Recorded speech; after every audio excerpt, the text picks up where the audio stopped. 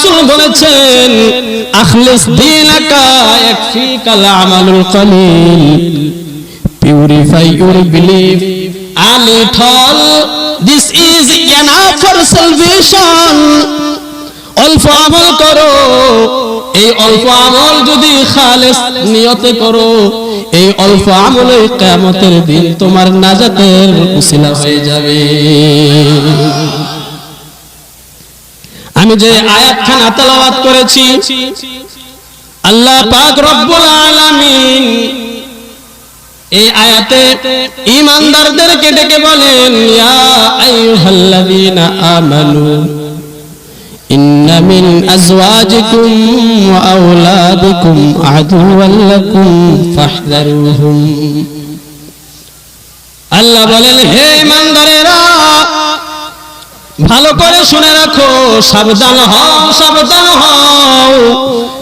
নিশ্চয় কতক স্ত্রী, নিশ্চয় কিছু সন্তান কিয়ামতের দিন তোমাদের জন্য দুশমন হয়ে যাবে।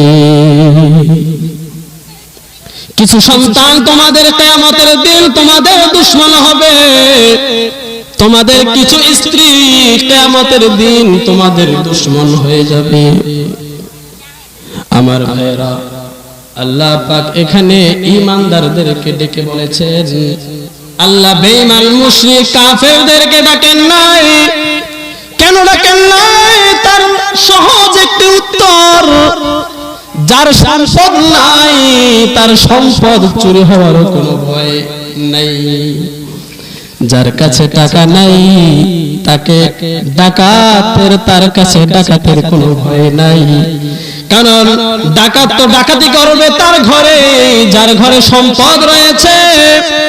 যে বেঈমান কাফের তার তো ঈমান নাই, তার তো কোনো হিসাব নাই, বিনা হিসাবে কিয়ামতের দিন সে জাহান্নামে হয়ে যাবে। আপনি আমি যারা আজকে ঈমান এনেছি, কালিমা পড়েছি, আপনি আমার হিসাব কিয়ামতের দিন হবে। যার কারণে আল্লাহ আপনি আমাকে সতর্ক করে বলছেন, বান্দারে যেই স্ত্রী পুত্র পরিজনের জন্য এত কষ্ট তুমি করছো, কিছু স্ত্রী কিছু সন্তান কিয়ামতের দিন তোমাদের জন্য দুশমন হয়ে যাবে। আপনি আমার সন্তান যেন ওই দুশমন না হয়, কিয়ামতের দিন যেন আপনি আমার সন্তান, আপনি আমার স্ত্রী যেন আপনি আমার জন্য দুশমন হয়ে না যায়। এই জন্য আপনি আমার আজকে সতর্ক হওয়া দরকার আছে না নাই? ভাবতে অবাক লাগে, ভাবার বিষয়, যেই সন্তানের জন্য মা এত কষ্ট করেছে, 9 মাস 7 দিন গর্ভে ধারণ করেছে, গর্ভে নিয়ে সারা রাত্র ঘুমাতে পারে নাই, মা জননী সারা রাত্র ঘুমাতে পারে নাই। আমার বাবা ওই ফজরের পরে রিকশা নিয়ে বের হয়ে গিয়েছে, মাথার ঘাম পায়ে ফেলে যেই সন্তানকে মানুষ করেছে। বড় আশ্চর্যের বিষয়, এমন সন্তান কিভাবে দুশমন হয়? কিয়ামতের দিন এমন সন্তান কিভাবে দুশমন হয়ে যাবে? আমার ভাই, অত্যন্ত আশ্চর্যের বিষয়, ভাবার বিষয়। এবার জানা দরকার কোন সন্তান কিয়ামতের দিন আপনি আমার দুশমন হয়ে যাবে। হে নামাজি ভাইরা, আপনার সন্তান যদি কিয়ামতের দিন আপনার দুশমন হয়, এই নামাজ আপনাকে জান্নাতে নিতে পারবে না। আমার হাজী ভাইরা, আপনার সন্তান যদি কিয়ামতের দিন আপনার বিরুদ্ধে মামলা করে, আপনার এই হজ আপনাকে জান্নাত পর্যন্ত নিতে পারবে না। ও নেককার ভাইরা, আপনার সন্তান, আপনার স্ত্রী যদি কিয়ামতের দিন আপনার দুশমন হয়ে যায়, তাহলে আপনার এই নেক আমল কিয়ামতের দিন আপনাকে জান্নাত পর্যন্ত নিতে পারবে না। কিয়ামতের দিন কিছু সন্তান আল্লাহ পাক রব্বুল আলামিন তাকে জাহান্নামের ঘোষণা দিবেন। তখন সন্তান আল্লাহর দরবারে মামলা করবেন, আল্লাহ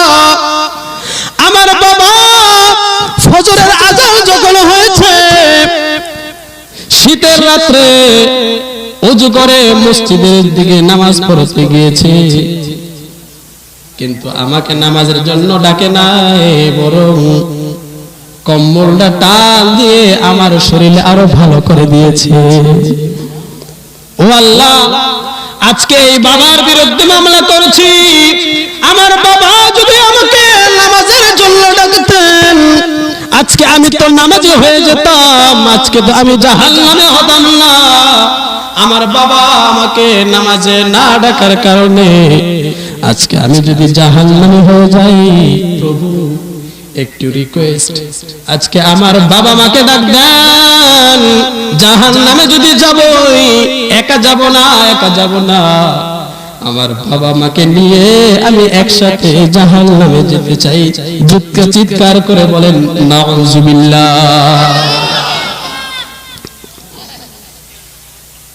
এভাবে ওই সন্তান আরো মামলা দায়ের করবে, আল্লাহ আমি যদি দুনিয়াতে রেজাল্ট খারাপ করতাম, আমার বাবা আমাকে তিরস্কার করত। আমি যদি কোনোদিন পরীক্ষায় খারাপ রেজাল্ট করতাম, আমার বাবা আমাকে মারধর করত। আমি যদি কখনো টাকা অযথা জায়গায় খরচ করতাম, আমার বাবা আমাকে মারধর করত, শাসন করত। ও আল্লাহ, যার কারণে পরবর্তী পরীক্ষায় আমি ভালো রেজাল্ট করেছি, বোঝা গেল আমার দিমাগ রয়েছে, আমার ব্রেন রয়েছে। আমার বাবা যদি আমাকে নামাজের জন্য শাসন করতেন, আমি শুধু 5 ওয়াক্ত নামাজি নই, হতে পারে আমি তাহাজ্জুদ গুজার বান্দা হয়ে যেতাম। ও আল্লাহ, বাবার কারণে আজকে আমি জাহান্নামী। না না, একা আমি জাহান্নামে যাব না, আমার মাকে ডাকুন, আমার বাবাকে ডাকুন। জাহান্নামে যদি যেতে হয়, একলা যাব না, আমার বাবা মার শরীরে পা রেখে আমি বাবা মাকে নিয়ে জাহান্নামে যেতে চাই। এই সন্তান কিয়ামতের দিন আপনার দুশমন হবে, এই সন্তান দুশমন হবে। আমার বাবা এভাবে একজন কন্যা সন্তান, কিছু মেয়ে, কিয়ামতের দিন আল্লাহ তাকে জাহান্নামের ফয়সালা করবেন। তখন এই মহিলা নিজের আমলনামা দেখে দেখবেন, আমলনামায় শত শত হাজার হাজার কবিরা গুনাহ। আল্লাহর কাছে প্রশ্ন করবেন, আল্লাহ জীবনে এতদিন হায়াত তো আমি পাই নাই, জীবনে এতদিন তো আমি বাঁচি নাই, আমার আমলনামায় হাজার হাজার কবিরা গুনাহ কোথা থেকে আসলো? আল্লাহ তখন বলবেন, আমার বান্দি কোথা থেকে আসলো জানতে চাও? শুনো, বাজারে যখন তুমি যেতে যাচ্ছ, তোমার শরীরে তো বোরকা ছিল না, সুন্দরের যত কসমেটিক রয়েছে সবগুলো তুমি ব্যবহার করেছো। ওই পুরুষের চোখ দৃষ্টি আকর্ষণ করার জন্য তুমি চেহারায় মেকআপ মেখেছো। শুধু তাই না, যুবকদের দৃষ্টি আকর্ষণের জন্য তুমি তোমার সুন্দর ঠোঁটে ও লিপস্টিক মেখেছো। এত সুন্দর করে তুমি রাস্তায় নেমেছো, শরীরে পোশাক নয় তো এটি মশারি,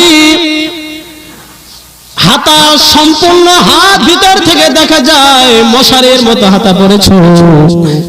এই অবস্থায়, এই উলঙ্গপনা অবস্থায় যে তুমি রাস্তায় নেমেছো, হাজার হাজার যুবক তোমার দিকে তাকিয়েছে। যতজন তোমার দিকে তাকিয়েছে সবার আমলনামায় জিনার গুনাহ হয়েছে। তোমার কারণে তারা আজকে জিনার মতো কবিরা গুনাহ করেছে। তুমি যদি এমন সাজগোজ করে না বের হতে, তাদের আমলনামায় এমন কবিরা গুনাহ আসতো না। তোমার কারণে যখন কবিরা গুনাহ এসেছে, সমস্ত কবিরা গুনাহ, সব যুবকদের সম্মিলিত যত কবিরা গুনাহ আছে সবগুলো একত্র করে তোমার আমলনামায় তখন লিখে দেওয়া হয়েছে। তখন এই মেয়ে প্রশ্ন করবে, আল্লাহ আমি এমন কবিরা গুনাহ কেন করেছি? আমার বাবা আমাকে এমন পোশাক কিনে দিয়েছে, আমার মা, আমার বাবা আমাকে বোরকা কিনে দেয় নাই, আমার কাছে তো টাকা ছিল না, এমন উলঙ্গ বোনা পোশাক তো আমার বাবাই কিনে দিয়েছে, এমন মেকআপ করার যত কসমেটিক সব তো আমার বাবা মা কিনে দিয়েছে। বাবা মা যদি কিনে না দিত আজকে আমি জাহান্নামে হতাম না, আমি সাজগোজ করতাম না। আজকে যদি আমাকে জাহান্নামে দিতে যাও, আল্লাহ প্রভু গো আপনার দরবারে একটি ফরিয়াদ, যদি আমাকে জাহান্নামে দিতেই চান আমার বাবাকে ডাকুন, আমার মাকে ডাকুন, আমি একলা জাহান্নামে যেতে চাই না। যদি জাহান্নামে যেতে হয় আমার বাবা মাকে নিয়েই আমি একসাথে জাহান্নামে যেতে চাই।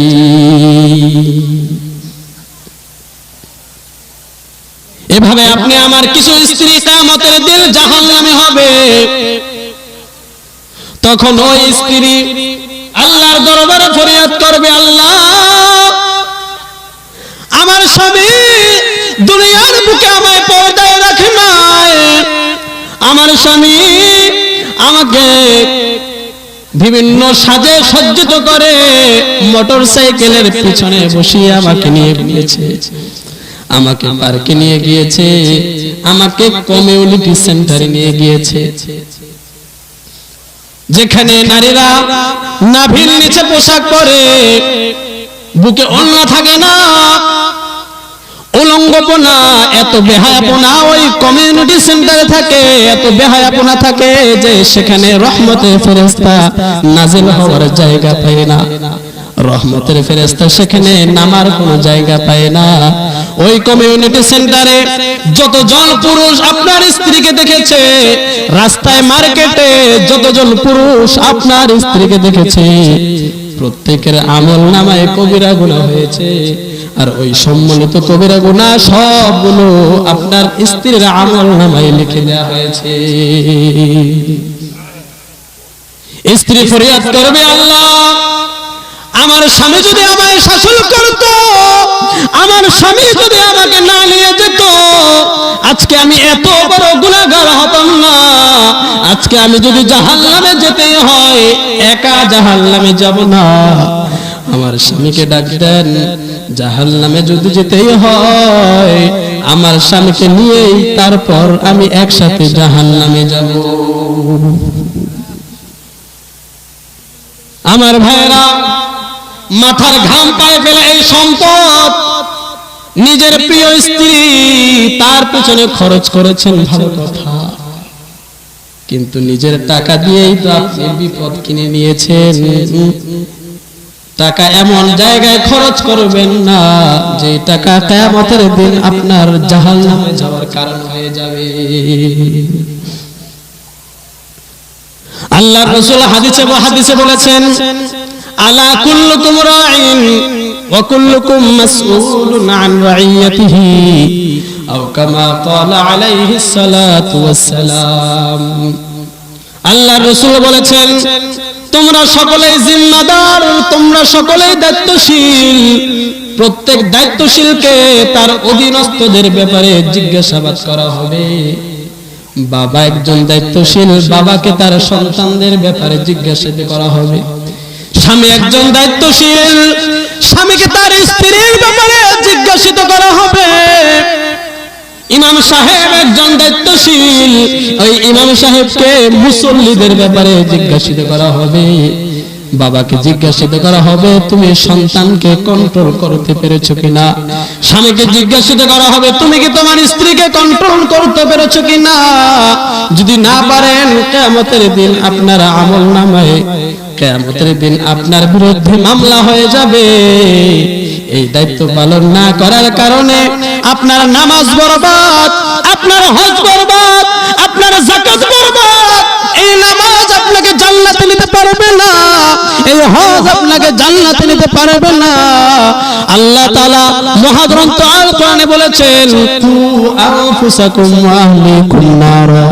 আল্লাহ বলেন, বান্দারে তুমি নিজে জাহান্নামের আগুন থেকে বাঁচো, নিজের পরিবার বর্গকে জাহান্নামের আগুন থেকে বাঁচাও। আল্লাহ বলবেন, বান্দা নিজে জাহান্নামের আগুন থেকে বেঁচেছো, নিজের পরিবার বর্গকে বাঁচাও নাই, কিছু আমার কথা মেনেছো, কিছু মানো নাই, কিছু বাদ দেওয়ার কারণে এই অর্ধেক আমল করার কারণে তোমার এই আমল তোমাকে জান্নাতে নিতে পারবে না।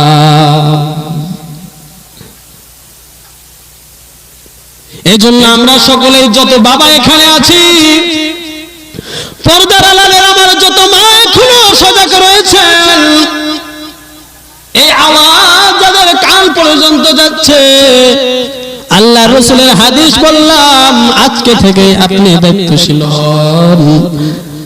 আজ থেকে নিজের সন্তানের খবর রাখেন, সন্তান কি করে কি করে না। স্বামী যারা আছেন আজ থেকেই দায়িত্বশীল হন। নিজের স্ত্রী কি কোরআন সুন্নাহর বাহিরে কাজ করেছে কিনা সেই ব্যাপারে সজাগ দৃষ্টি রাখুন। যদি এমন না করতে পারেন, কিয়ামতের দিন আল্লাহর কাঠগড়ায় আপনার আসামি হয়ে উঠতে হবে। আল্লাহ আমাদের সকলকে ওই মুসিবত থেকে হেফাজত করুন। চিৎকার করে বলুন আমিন।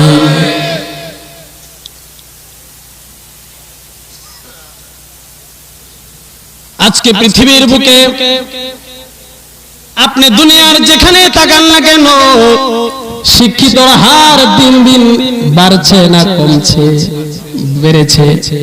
কিন্তু শিক্ষিতর হার যতই বাড়ছে তত খারাপ মানুষও বাড়ছে। দিন দিন শিক্ষিত হচ্ছে, খারাপ কেন বেড়ে যাচ্ছে?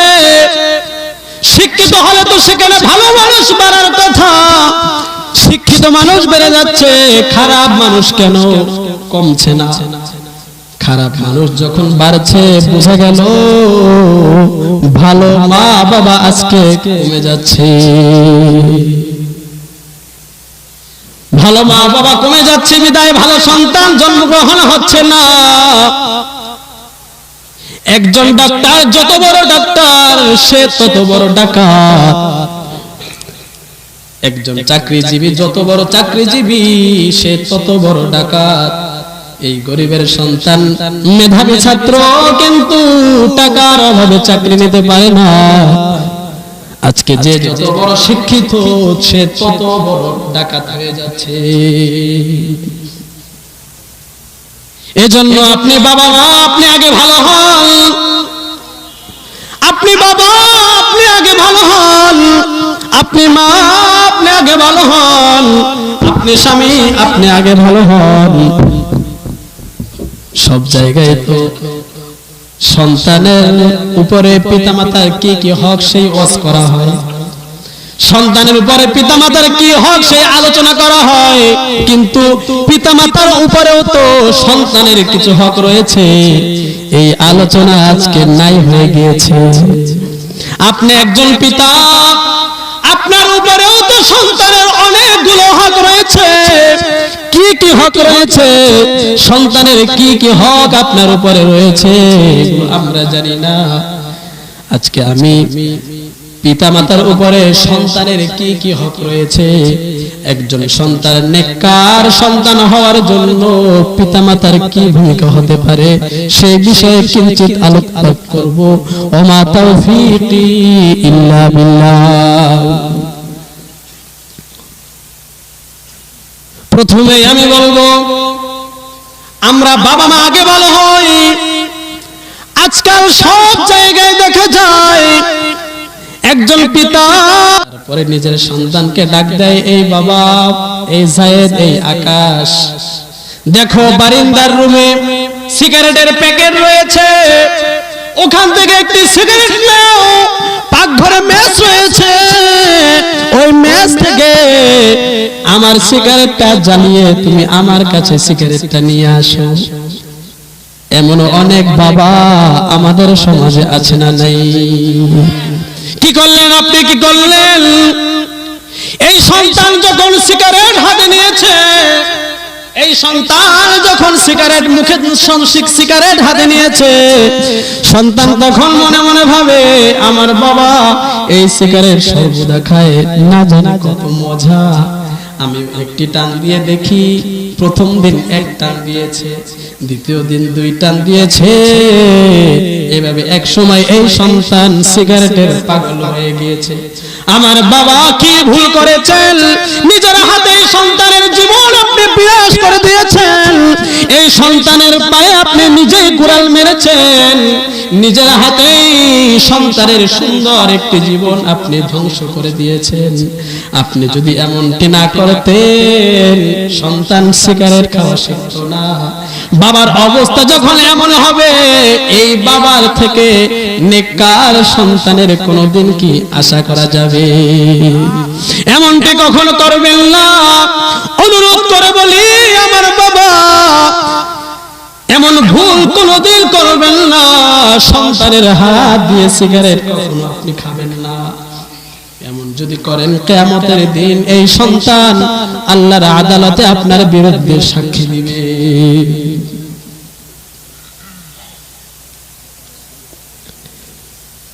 পিতামাতার উপরে সন্তানের কি কি হক? এক নাম্বার হক, একজন পিতামাতার উপরে সন্তানের কি কি হক রয়েছে?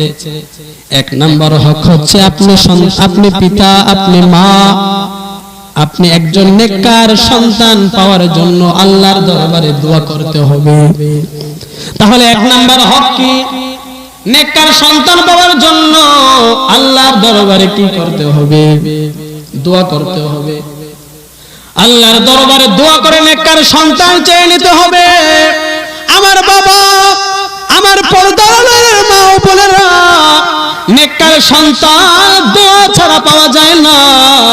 আজকাল যত বড় বড় আলেম হচ্ছে, মায়ের দোয়া ছাড়া কেউ আলেম হয়ে যায় না, মায়ের চোখের পানি ছাড়া কেউ আলেম হয়ে যায় না, ওই বাবার চোখের পানি ছাড়া কেউ আলেম হয়ে যায় না।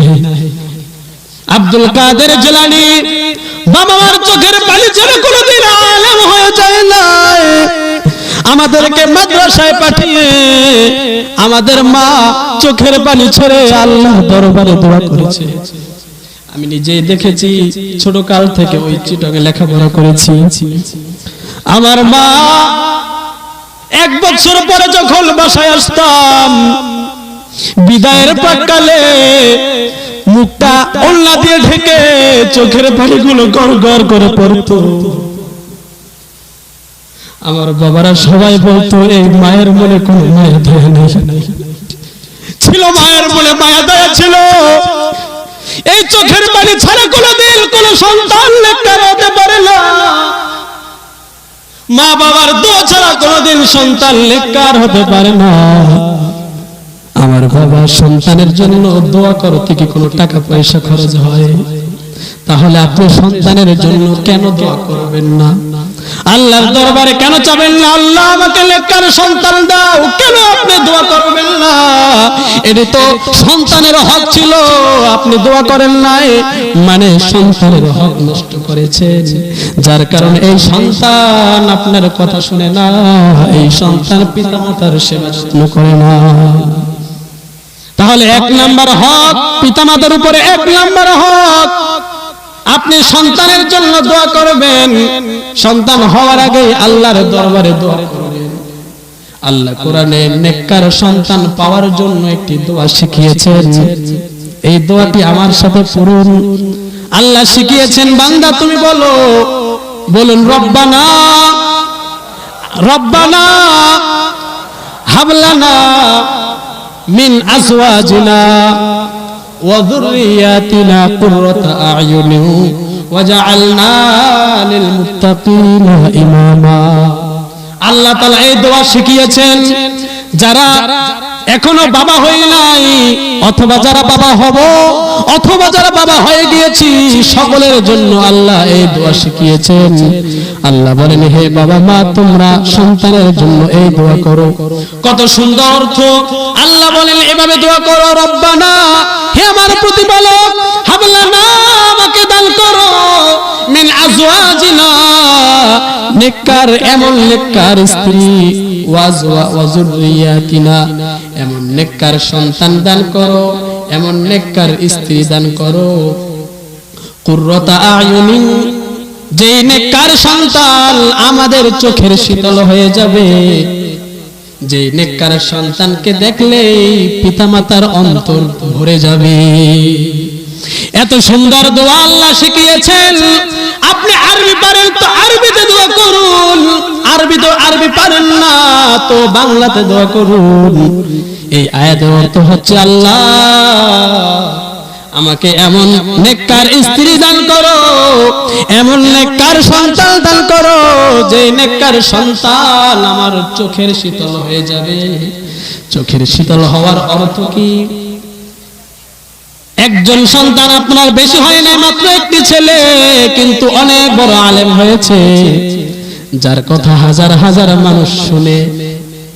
এই একজন সন্তান, বাবা মা এই সন্তানকে যখন দেখবে অন্তরটা ভরে যাবে, মনে হবে এটি একজন সন্তান না, হাজার সন্তান হলে যতটা মজা আসবে, এই একজন সন্তান প্রতিষ্ঠিত হওয়ার কারণে এই একজন সন্তান দিয়ে আপনি হাজার সন্তানের মজা পাবেন কিনা।